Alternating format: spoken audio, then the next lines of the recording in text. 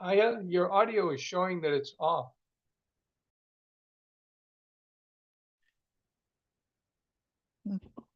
Start over. Yeah, it's okay now.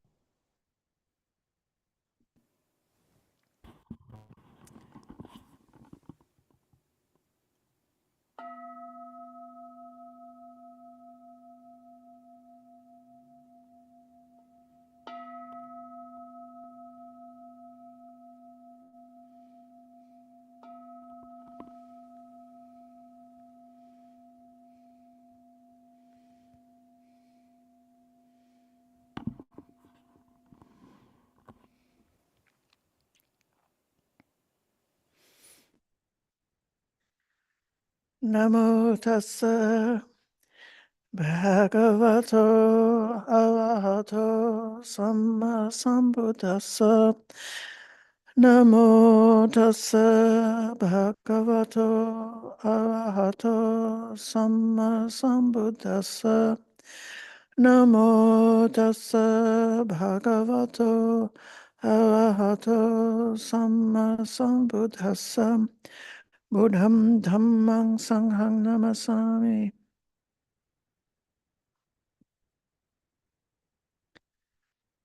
Dear friends, in line with our Vasa time theme, practicing for peace in a world on fire, this topic I want to bring out for tonight is about what's called in the Pali language passaddhi, often translated as tranquility. This is definitely part of the meditation experience, both part of jhana practice and also part of preliminary to jhana practice. So let's start out by doing a bit of simple calming meditation on the breath.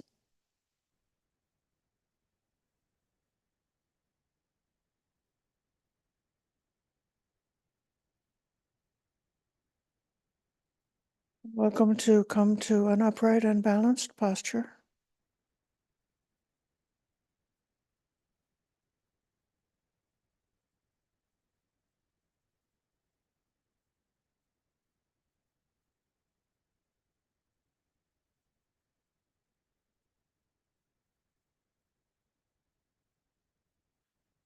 Throughout the day, we have been practicing for peace in all of the activities of the day.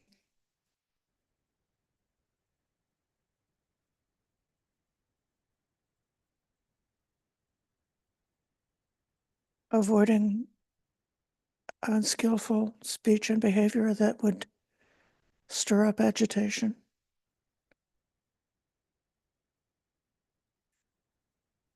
And taking a very kind and forgiving attitude about all of the inevitable problems that we might have met during the day.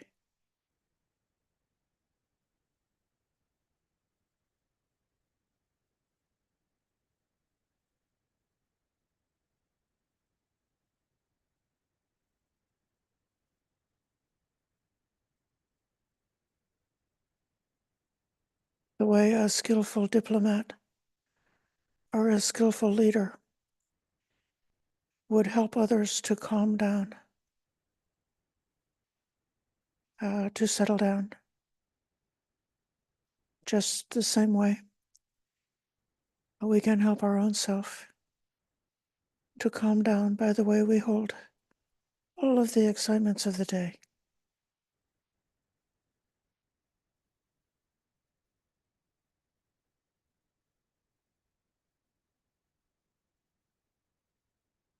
If we intentionally developed the thought of loving kindness throughout the day, that practice became a kind of a protection, a shield or a shock absorber protecting us from becoming agitated by things that might happen during the day.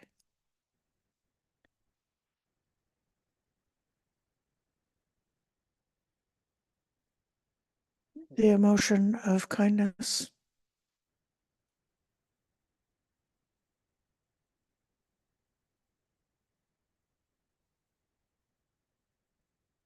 settles down into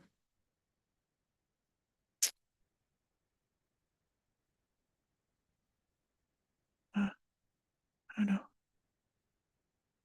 view, speaker.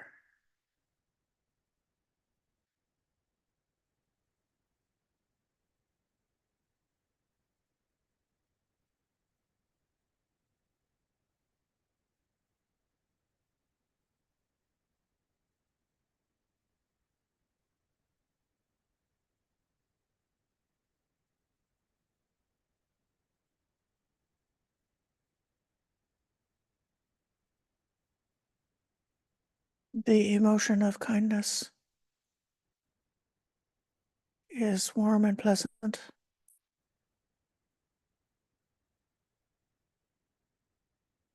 which supports the spiritual pleasant aspect of kindness. And with that inner happiness, then the mind goes towards more greater calmness.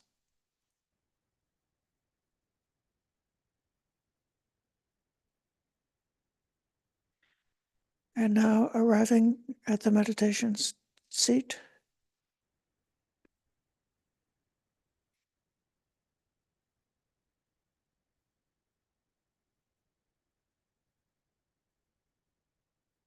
as much as possible, letting go of what happened earlier or what might happen later. Just being present for the what arises to our experience in the here and now.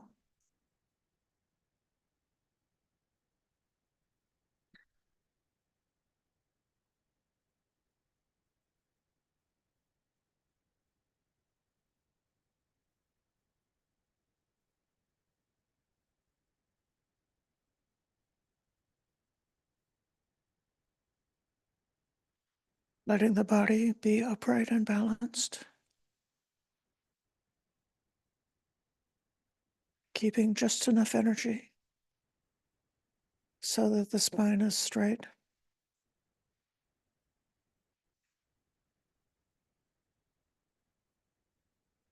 With a little curve in the spine.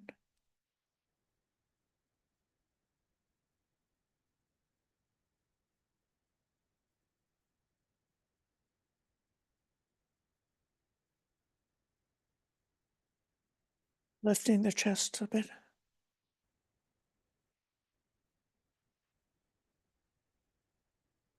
Taking a deep, slow breath and feeling the air flowing easily and fully.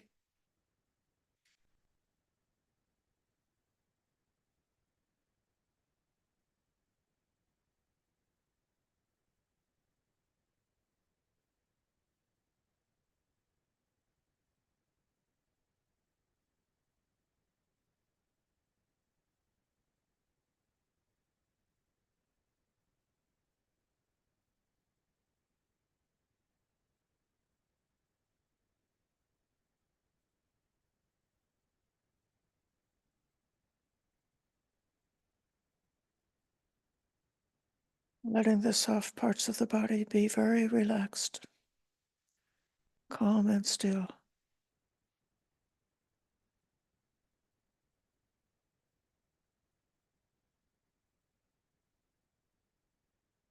And letting the mind be very relaxed. There's nothing we have to do with the mind except notice and watch what's arising.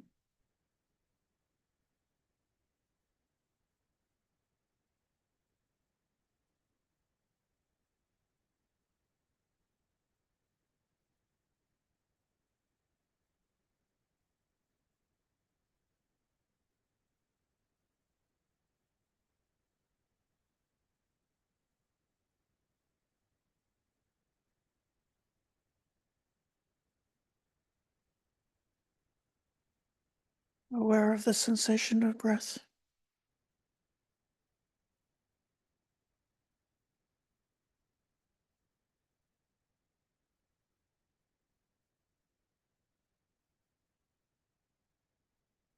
Just at the nostrils,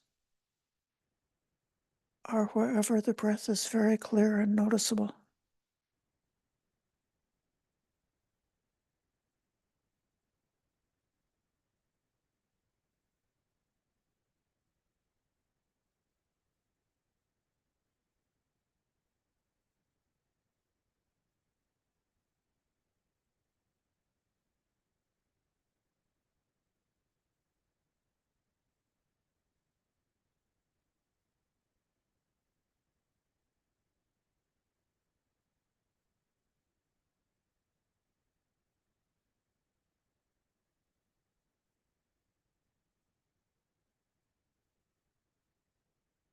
Noticing one breath completely.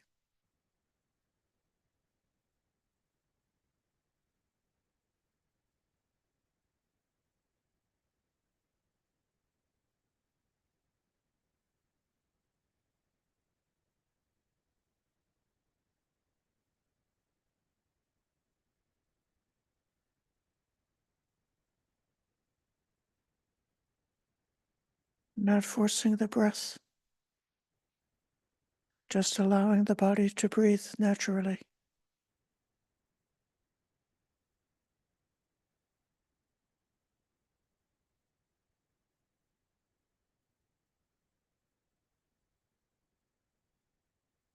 Letting awareness stay with the sensation of breathing in and breathing out.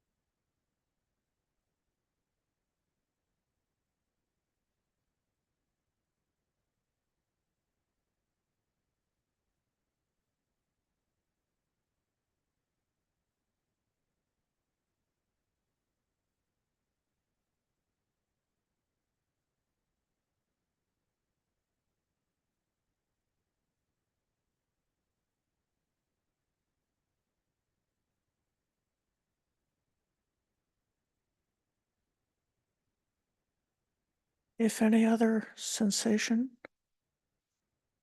or any other thought is noticeable, let those other things stay in the background.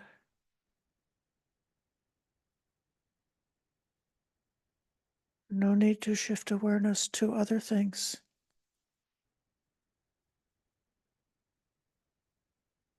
Letting awareness return to the breath.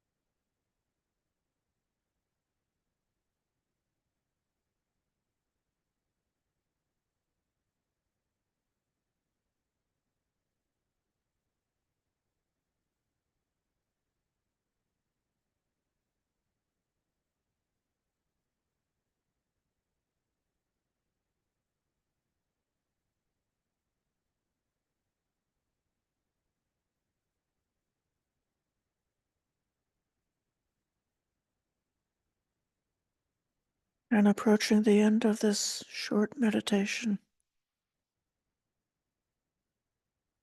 aware of how the mind is now.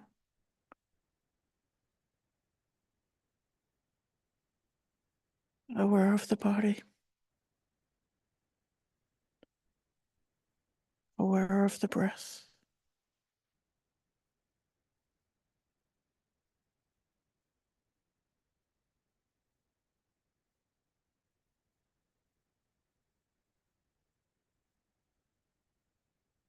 What was I aiming for in this meditation? And what happened?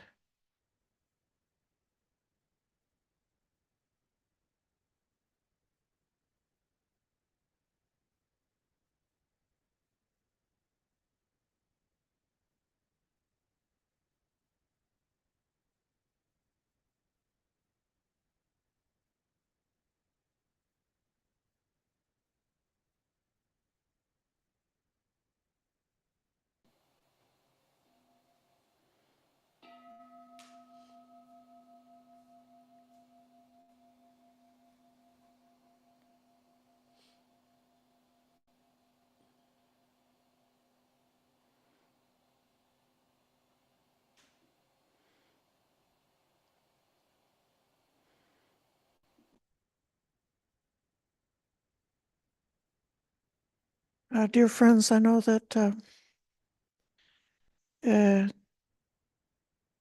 sometimes we might experience the hindrances during meditation, or the mind may wander, and so on.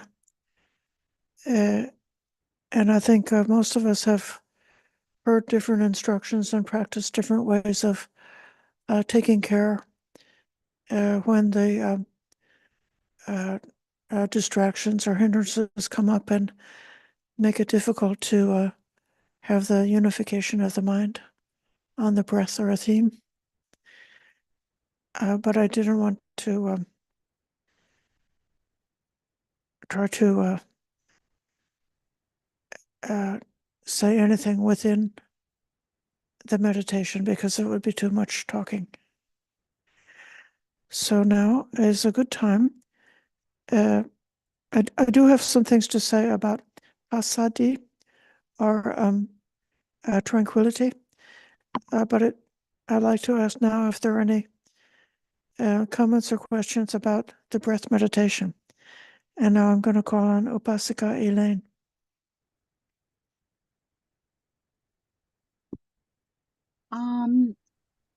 Thank you, Venerable. I do have something to share about experiential confidence. I hadn't felt great for about the last 8 months with health issues. They cleared up, and so we decided we'd go camping. I fell off a bike, and my hip was totally destroyed, and I've had it replaced, and then they found a tumor in it, and I still don't know if I have cancer in it. But throughout this all, I've been pretty calm, and I think it's meditation and the Dharma that have really, really helped. And I did feel that sense of peace in the meditation. It's like there's no other place to go. I have no other place to go. So I wanted to share that with people that are out there with health issues or money issues, whatever. That's the only place to go. Thank you, Venerable. Thank you so much. Thank you for that wonderful report. Indeed, very often there are problems, one thing after another. And it may raise a question if one is aiming for this unification of mind, or this dedication to the present moment, this tranquility. that then how can one manifest that collectedness when one is beset by many different problems? I was reflecting on it recently. I don't have severe health issues at the moment, but it's a busy week and I'm not able to do all the things that I am supposed to do this week. So the mind was somewhat beset by that. It occurred to me to think of an example of a very skillful abbot or abbess of a monastic community who has a gazillion details to take care of because of their a responsibility for the welfare of an entire community and all the many different aspects, and then how and with actually having a lot of things to deal with, then how can the mind have that unification and that collectedness to sustain calmness throughout the day, so that then when it comes time for meditation, it's possible to have fruitful and successful meditation. And I don't know if this is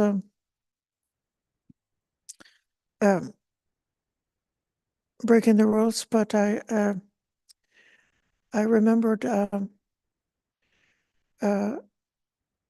this past weekend we visited the Venerable Hantri Sakya at the Peace Pagoda in Fremont. She is a Bhikkhuni who's trained in the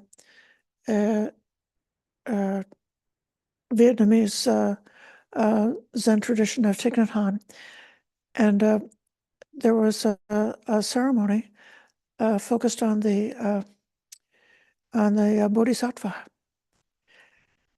This was a ceremony for honoring the ancestors, and there was a particular part of it having to do with the petas, or the hungry ghosts. Those are beings which are not material beings, but able to experience what's happening in this earthly realm. They're pictured with the big belly of starvation and a neck which is a very thin, pencil-thin neck, and so they're not able to take nourishment. And so the reason they're starving is because they can't take the nourishment. And so the part of the ceremony was to take little bits of food. There was a table with lots and lots of dried rice and popcorn and potato chips and different things, and to throw the food around for the petas, at the same time invoking the infinite compassion of the Bodhisattva to be able to make the food to become so boundless, so infinite, that eventually those hungry ghosts would be able to receive some nourishment. So then there is something about the meditation, like the boundless aspect of boundless loving kindness, that if we learn how to make the mind boundless, to make the mind really large, then it's able to hold all the little problems. All the problems of life can be contained within that boundless mind of compassion, without any disturbance. And so then it would be possible to sustain a kind of a peaceful, collected state of mind in the face of the difficulties of life. Of course, this is an aspiration. We may not always be able to do that, but sometimes I think we can. Yeah.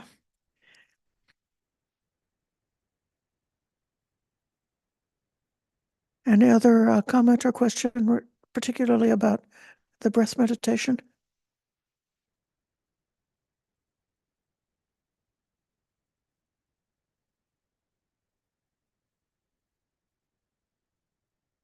Okay, Elaine? I'm very talkative tonight. It must be the painkillers, and I did take painkillers as well, but they're not heavy. But I think sometimes I felt guilty for wanting the piece of meditation, and that's not my end goal. But I I do think that feeling radiates out to others, and that as well. So I'm going to try not to feel guilty about wanting the piece of meditation. Is that okay? Right. Yes. Passaddhi is described by the Buddha in the Upanishad Sutta. It's part of the natural progression of different factors and states, which is leading to liberation. And in the teaching about the bojjhangas are the factors of awakening, passaddhi is one of the factors. And so because of this, we can have just take the Buddha's word for it, that it's a wholesome chanda, a wholesome wish to develop these beneficial factors that will help us to awaken and help us to have the breakthrough to insight and wisdom. And so that if you just wanted, if you didn't know the Buddhist path, and you just were like fortunate enough because of character or training in some other system that you could do meditation for relaxation, and then you could, and that became the end goal of your practice. Then, in that case, that would be sad. It would be a shame to be able to practice meditation for peace and not to be able to allow that tranquility to serve as part of the context, the natural evolution of the mind towards insight, wisdom, and awakening. I have to say that practice took over. I was by myself on the bike. I actually fell down. I got up with the broken hip and got back on the bike and paddled my way. And I believe that for a distance before a truck came along.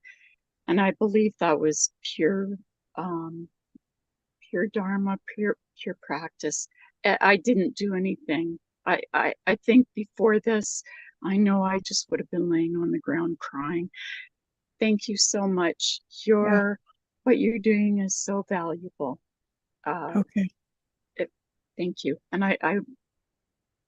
I'll let you go now. Okay. Thank you, Venerable. I'm going to speak a little bit about this passaddhi, this tranquility.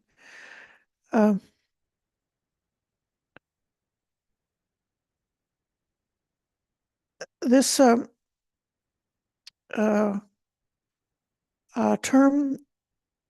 in the Theravada system, it almost always comes up in the context of a meditative state where there's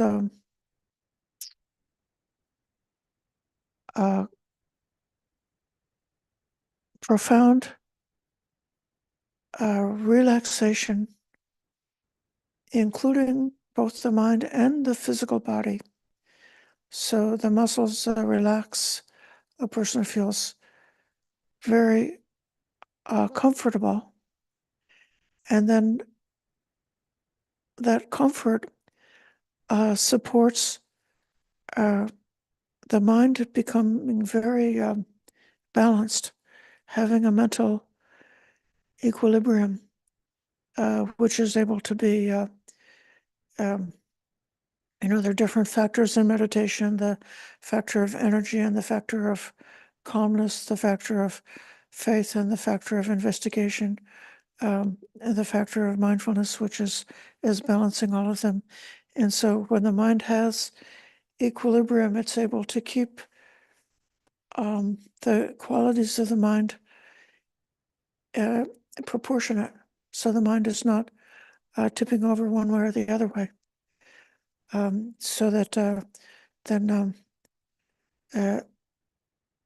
when coming to meditation, if, for example, if you didn't have enough sleep and you feel tired, kind of exhausted and not quite having the strength, that then this, if one is able to come to concentration and have the uplift, passaddhi follows piti. Okay. In the most famous sutta is Pottapada Sutta, which is number 9 in the Digha Nikaya. When the mind is full of rapture, the body becomes tranquil.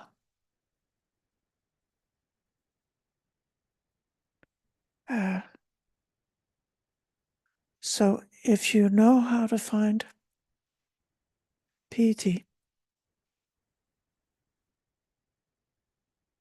naturally you will be able to find a very profound kind of tranquility. And then it may even not necessarily be that the mind is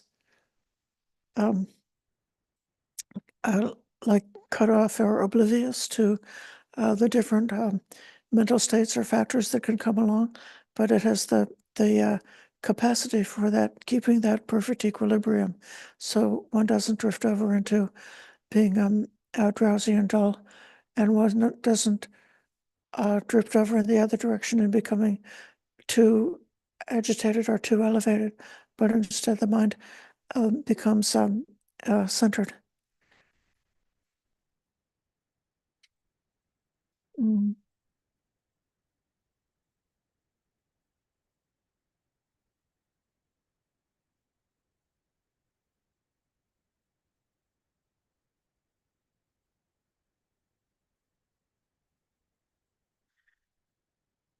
I believe that there is also a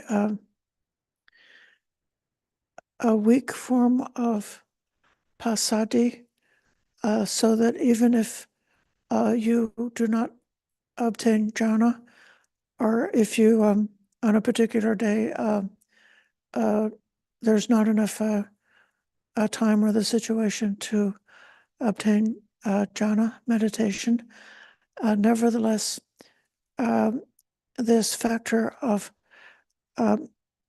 passaddhi is a useful and a beneficial factor, and it's especially good if the body is experiencing pain, if there's chronic pain or sharp pain, if one, you can even observe this when you're doing your vipassana practice, you can observe that if the mind becomes tense or reactive in response to bodily pain, then the bodily pain can become more settled or more difficult, and the mind also can be destabilized by pain.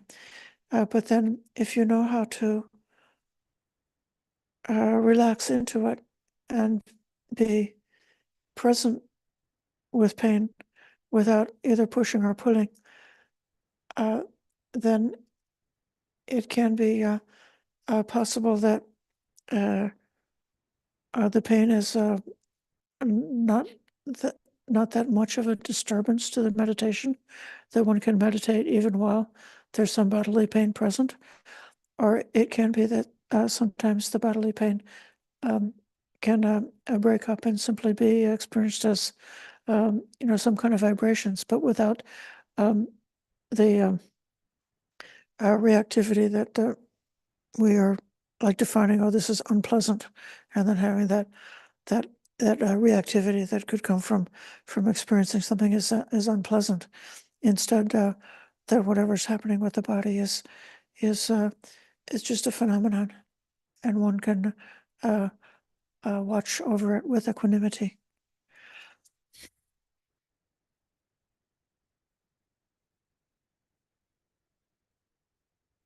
And the Bojjhangas one begins with a mindfulness, which is in particular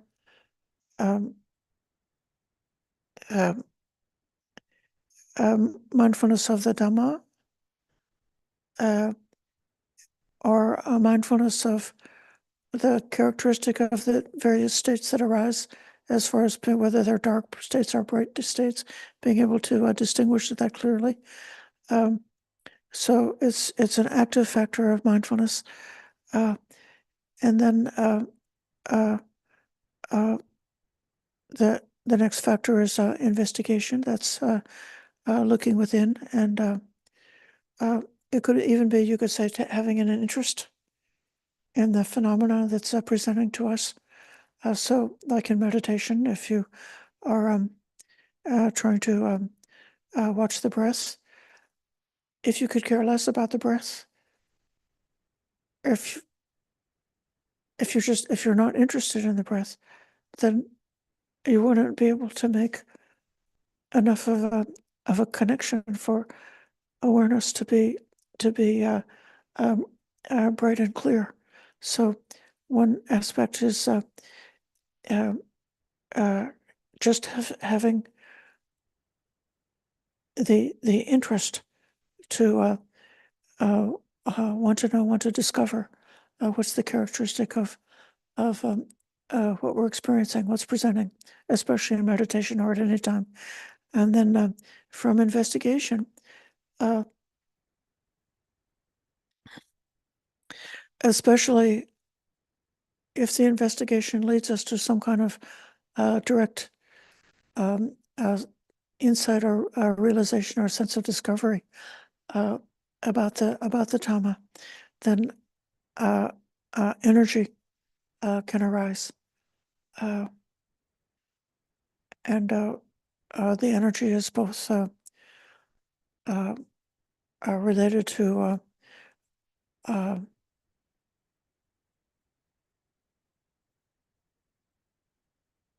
confidence in the teachings of the Buddha and this Dhamma, that if you realize this Dhamma works, that the Dhamma is true, then it's like, wow, I know that like realization is possible by following this path, and then energy naturally arises to make the effort for that.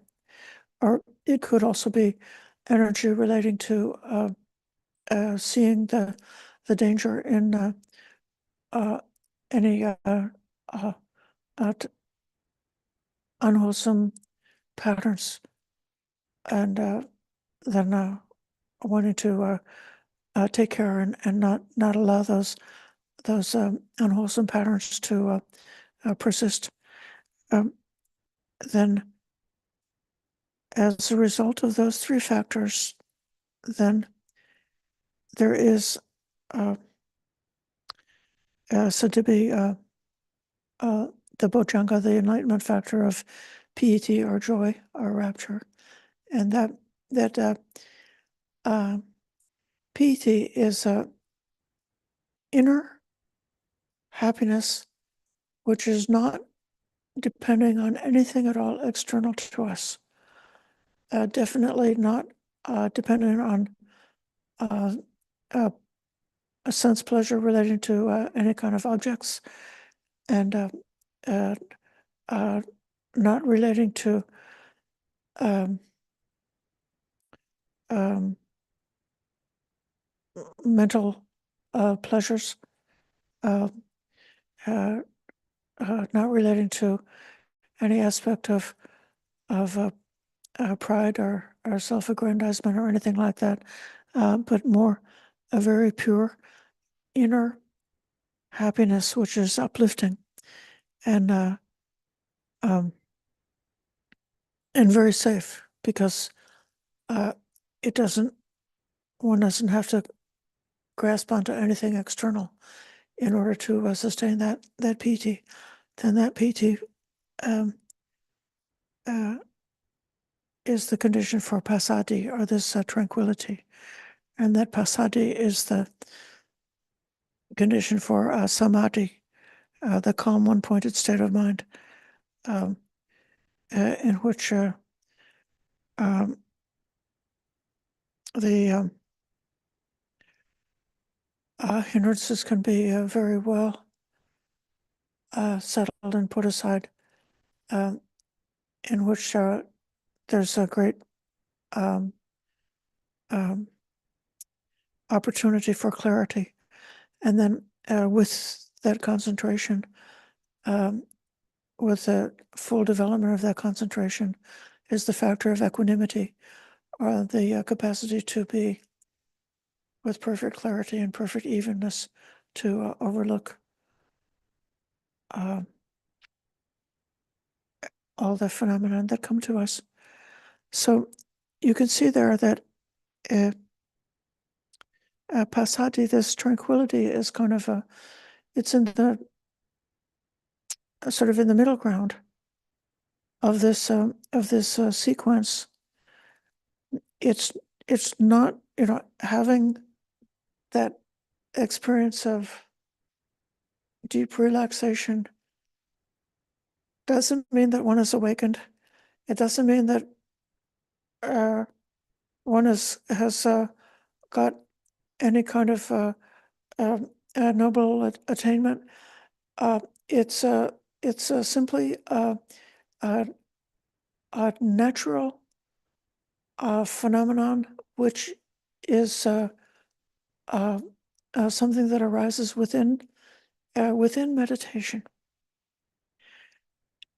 And I say that it's not necessarily associated to enlightenment or the noble attainments,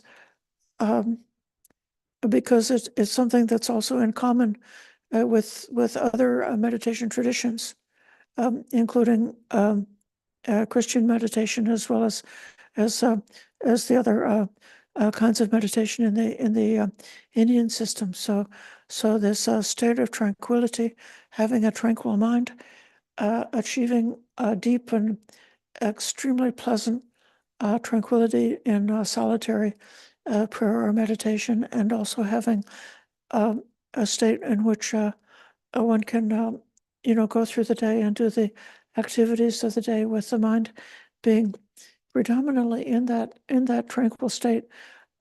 That's possible. I do feel that it's something that's quite within human nature, that if we give ourselves a chance and do the preliminary steps that are necessary to support entering meditation, it's very possible to discover this. But then, because we are followers of the Buddha, we also understand that this tranquility is in the service of creating the opportunity for that one-pointed concentration of mind, the perfection of mindfulness, and the opportunity for the breakthrough to wisdom, for the breakthrough to awakening.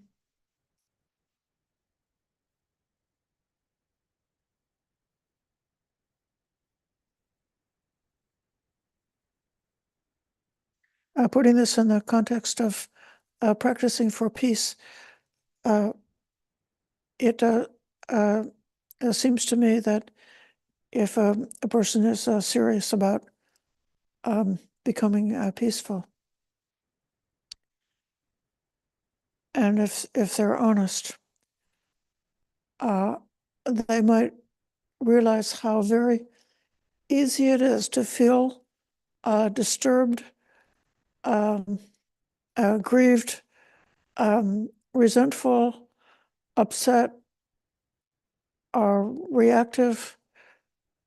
We might honestly realize how easy it is that if we encounter cruelty and violence in the world, that we might feel those negative emotions are like a contagion that is in danger to overwhelm us, and not necessarily knowing how to have the wherewithal to counter the contagion of those aggressive or cruel things that we might notice outside in the world. So then the development of our right view in terms of the view of non-harming, and developing right view in terms of understanding what dukkha really is, right thought in terms of the intention of not harming, the intention of kindness and generosity, the intention of renunciation, and then the following steps of perfecting one's ethics to become truly nonviolent are all part of the work of becoming one who could realize inner peace regardless of what's going on around us. But then I believe there's this further part, which is an essential part of the psychology of peace, which is having access to this factor of passaddhi, this factor of inner tranquility, is something that would really make it so much easier and so much more natural and intuitive to step into that space of peace, which would be able to prevent aggressive impulses from arising within us, and also prevent us from being disturbed if we happen to encounter aggression or cruelty or anything in the external world. Through the remainder of this vasa, I also have the idea that there is the tranquility and the ultimate peace, which is related to enlightenment, which I hope to develop in subsequent weeks. But it seems to me that this intermediate stage, it's kind of, I'll say, the psychology of peace is setting a groundwork, or setting a stage where there is the possibility for awakening. And so I see this as the essential, a very significant part of the path.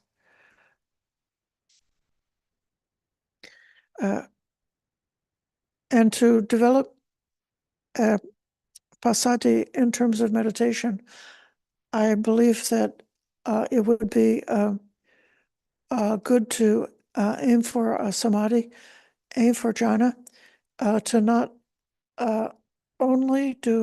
not just do vipassana style meditation, but also to do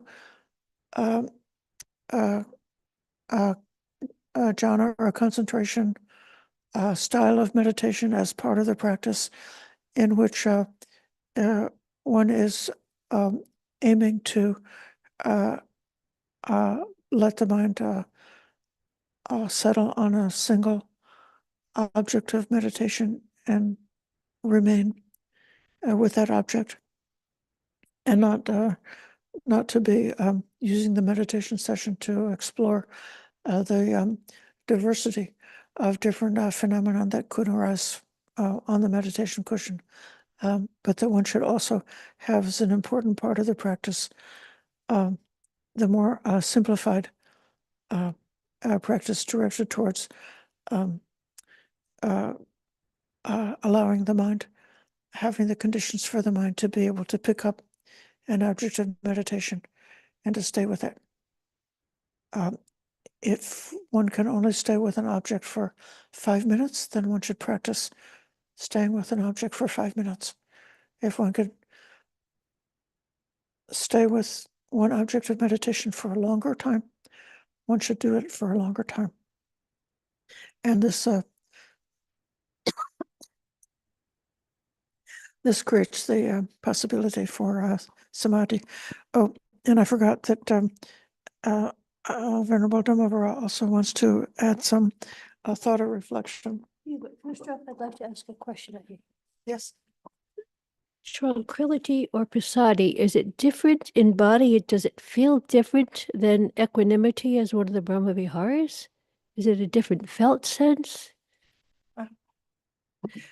I think that equanimity and passaddhi are two different things. And sometimes these different terms are related to the context. So equanimity, as I understand it, is the capacity of evenly overlooking the phenomenon that arise. So it's more of a mental. So it has to do with perception or knowing. So it's a mental factor, not so much a feeling factor. And then a passaddhi seems to be much more the feeling aspect. So one could have both at the same time. One could have a wonderful, calm, tranquil feeling and also have equanimity, so that, like, you don't get excited. Like, I'm getting this wonderful tranquility. If you don't have equanimity, you'll get all excited about your tranquility and then want to grasp it. But if you have equanimity, you just watch it. You're not favoring, you're not pushing away, you're just watching the state. So equanimity does have the quality of non-disturbance. So they're related, but I don't think they're quite exactly the same thing. Still so confused about that. Yeah. From that Bhikkhu Bodhi book, Yes. where he talks about equanimity being comprised of loving kindness and compassion and mudita, which are all very deep feelings that feel different in the body, but you can feel them and you can develop them. And now you're saying equanimity is more of a mental concept rather than a body experience. So I'm just having a. So loving kindness, compassion, and sympathetic joy, those are intentions, right? True. There Once they're developed. is a feeling that comes along with the Brahma Viharas. Right. But the Brahma Vihara itself, I think, is a mental thing, because it's an intention. You are intending harmlessness. You are intending for suffering to be ended. You're intending for success not to be lost.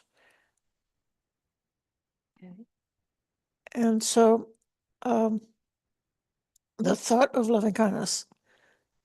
So then I think that's the primary care. And then equanimity, I think, as you're saying, encompasses all of them, in that it accepts everything and overlooks and sees everything. And does that come first before you develop this to more of an extent before the other factors come in, or how does that relate to passaddhi then? I'm not quite, I don't have that quite clear.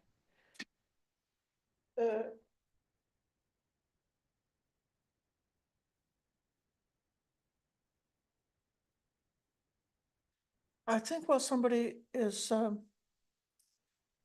either learning the Bojjhangas or learning jhana, if it were in terms of jhana, the loving kindness practice is a preliminary to jhana. And I think you could say that the whole Brahmaviharas can be a preliminary to jhana. So that would come first. And that then based on that, one would enter into deep meditation. And then the piti and passaddhi would be the fruition or the result Of the of having development of the you've by means of attending to the thought of loving kindness, one has entered into jhana, and then having entered into jhana, there's the sequence of phenomenon that can be noticed within the jhana, and then the passaddhi in that sense. This is the strong passaddhi of jhana, would be something that would be the result of the prior work. of the Brahmaviharas. Thank you. Do you That have was, any- I anything don't, more to say? no, because I had those two confused. Okay, but well, thank you for clarifying connecting that. this. Yeah. Okay, I'll call on Richard. Thank you, Ayya. As far as equanimity is concerned, I think a good way to think of it is the way the Buddha described it. It's like a man who comes upon a crystal clear lake high in the Himalayas, and standing on the bank, he can see clearly the various animals living there, the various plants, the stones, whatever's in that. But if you notice, he's not touching the lake. He's not interfering with the lake. He's separated from it. So in the same way, you're looking at your mind and body, which you think of as the mind, the mana and body, and you come slightly detached from it. And that's why if you take it a little bit farther, you go into boundlessness. You go into boundless space. See, at the beginning, you're still sort of preoccupied with the body and senses and everything, right? But you've basically detached yourself from it. And so if you go a little bit deeper, a little more intense, and you just forget about the body of the four elements, then you go into boundless space. Okay, so I think that example that he gives is very good, but you just have to notice that you're not touching the water, you're not interfering, you're separated from it, but you can see it clearly. You're totally aware of what you're experiencing, what you're looking at, like that. Thank you the for other sharing point I that. wanted to make was, Go ahead. thank you, is that you were talking about how in other systems of religious thought, maybe Christianity, I know the Muslims have their Sufi tradition, the Hindus have various traditions, right? You have to think about the Buddha himself. His two teachers before he went to become enlightened, right, took him all the way up to formless state number 3 and formless state number 4, right? And the teacher he had for 3 could actually attain that state himself. But they weren't Buddhist and they weren't enlightened. So there's a sutta 52 in the Majjhima Nikaya. It's spoken by Ananda, and he talks about any one of these states, first jhana, the 4 Brahma Viharas, the first 3, I believe, formless states. Any one of these states, he says, he considers this and understands it thus. this third jhana, I'm just using third jhana as an example, is conditioned and volitionally produced. But whatever is conditioned and volitionally produced is impermanent, subject to cessation. Standing upon that, he attains the destruction of the taints. But if he does not attain the destruction of the taints, whatever, then it breaks up here into 3 dots. So it means that he'll go into the formless worlds to abide after this life, if he doesn't attain this first. But it can be done from any one of these spots. Now it stops with the third formless attainment, and what I think is that he's describing these things, and suddenly the person he's describing it to breaks in and says, "Oh wow, it's as if a man asked for, a door to find a treasure or something, and someone revealed 11 doors." So that's why Ananda stops talking at that point. But the same rule would apply to going into the fourth formless state, the same idea which Buddha mentions himself in many occasions, to the fifth formless, right? If you don't completely eradicate the taints, right, then you after this life go into the formless realms. So anyone in any of these other systems can go as far, if they have it, to the fourth formless realm. But Buddha discovers the fifth formless state just before his enlightenment. And it's that gives him the clue to everything. You leave form behind, right? The 5, sorry, my mind's not working too well tonight, but Yeah. the 5 khandhas, right? You leave form behind. And then when you get to the fifth formless realm, you leave sensation and perception behind. That only leaves the possibility of sankhara and of the cognition of that sankhara. So you go in there, right, and you experience that state. But if your mind starts moving, in other words, it makes a sankhara, the chaita starts moving in a chaitana, a volition, that's a sankhara. And that's what rebinds you back into the world if you don't completely eradicate the taints and see that sankhara is leading you on to some kind of re-abiding in the formless realms. So that's sort of like the difference. That's why Buddha said that all of the systems, they don't have the Eightfold Path. The Eightfold Path leads you through these steps to these perfections, all right? And then freedom, to Nibbana. Since they don't have the Eightfold Path, even if they have all these other things, they can't free. You cannot attain Nibbana through them. Anyways, that's all I wanted to say. Thank you very much for this. Thank you. I think you were agreeing with me that the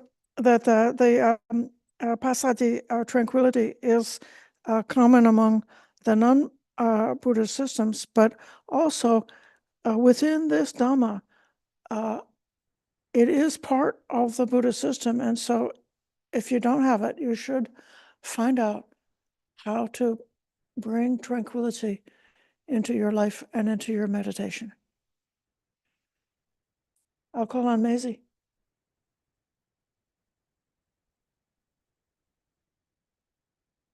Hello, everyone. Hi, Ayya. Hello. Maisie from Singapore. Yes. Taking time out of my office hours to join this. I always love the discussion on meditation, and I just have a thought that came out about the systematic training, about how we feel things systematically. So I also have friends from other traditions, from the Tibetan Buddhists, from the Mahayana. And then I'm beginning to realize that perhaps how we experience it could be different. It doesn't have to be necessarily that particular step. I'm not sure whether I'm making sense. Because when it comes to the Brahma Vihara, to be honest, I don't really know what it is.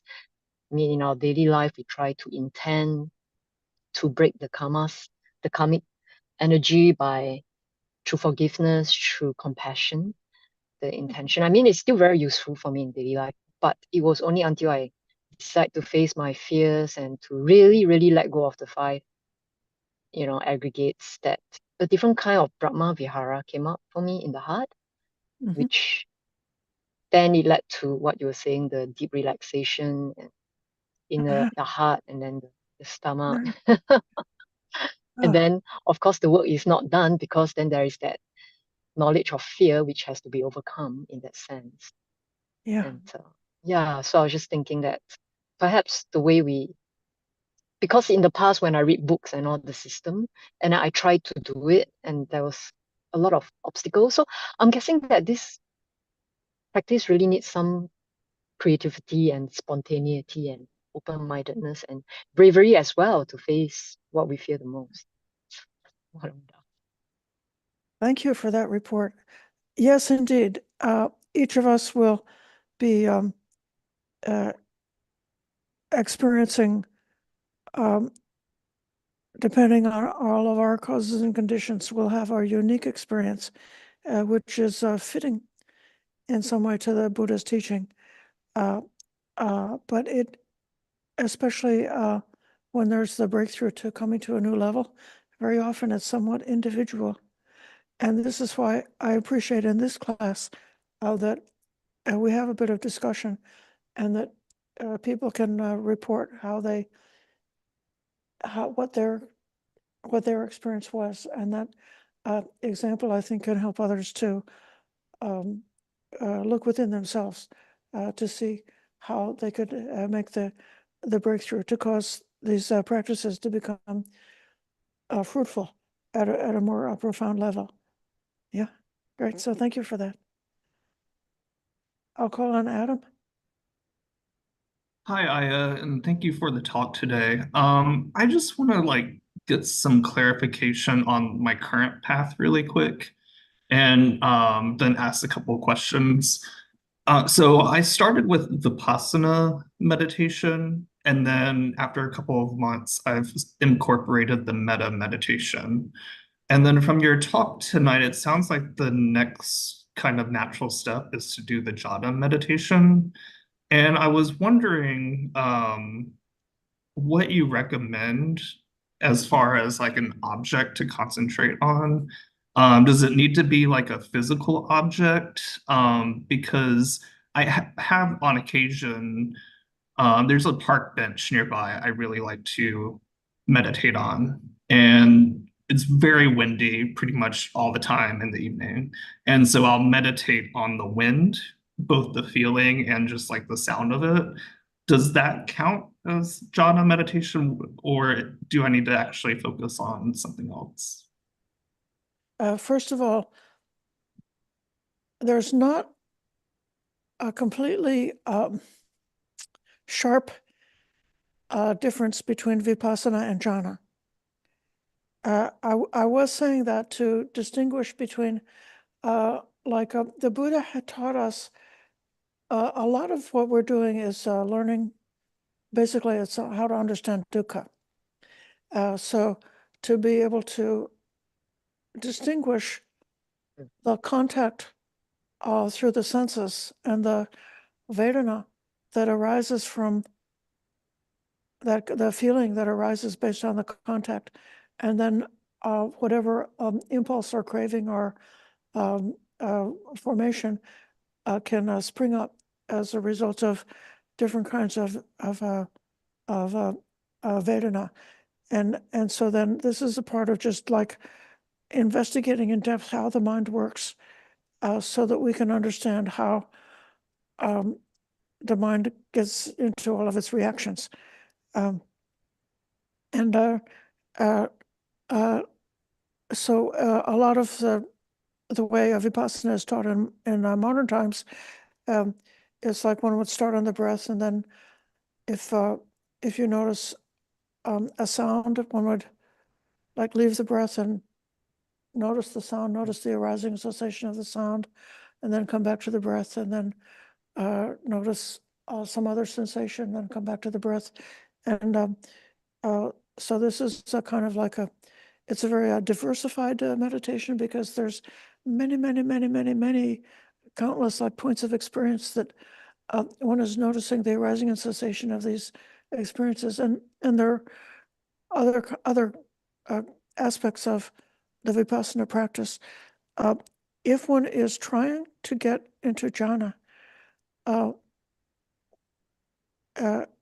one aspect of it is to choose one object, which could be the thought of metta. It could be the breath, especially the breath at like a narrow point, like not noticing the breath like going up and down, but just noticing the breath passing through the nostril just at one point. And then when the other sensations come up, you ignore them, you let them stay in the background, and you're keeping the main part of the attention just focusing on one object. In the end, there's good teachings available, things that you can read, or courses that you can listen to give greater insight into jhana. I don't think I have time to properly explain it right now, but the key of the method is having that simple object, and the to me, the most important moment for jhana is when the mind becomes secluded from sense, desire, or any other mental disturbances or any unwholesome states of mind. So then one's sleepiness, anger, desire, all of those things temporarily drop away, and the mind it's a very different kind of state that a lot of times, one could be sitting in meditation and a lot of different emotions can come and go. And part of the developing wisdom, this is like doing the first noble, becoming to fully understand the first noble truth, is just to be aware of all the things that the mind is doing and just watching the mind, just doing what the mind does until, eventually you kind of become tired of having a mind which wants to run around so much, and then the mind becomes willing to stop and be still. So I hope this answers it sufficiently for this moment. That clarifies it very much. Thank you so much. All right. Dear friends, let us close by giving respect to the Triple Gem.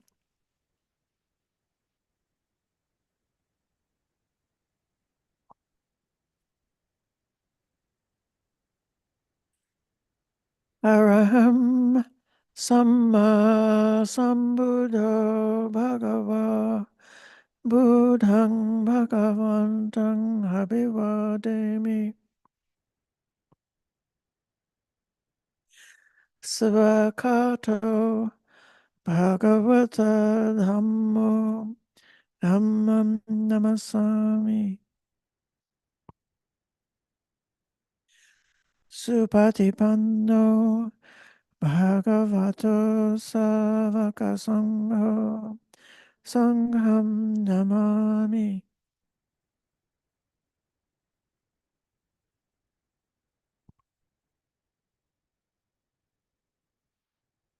Thank you, everyone, for your excellent sharing, for your practice, and for your patient listening today. Thank you, Ayya. Sadhu, sadhu, sadhu.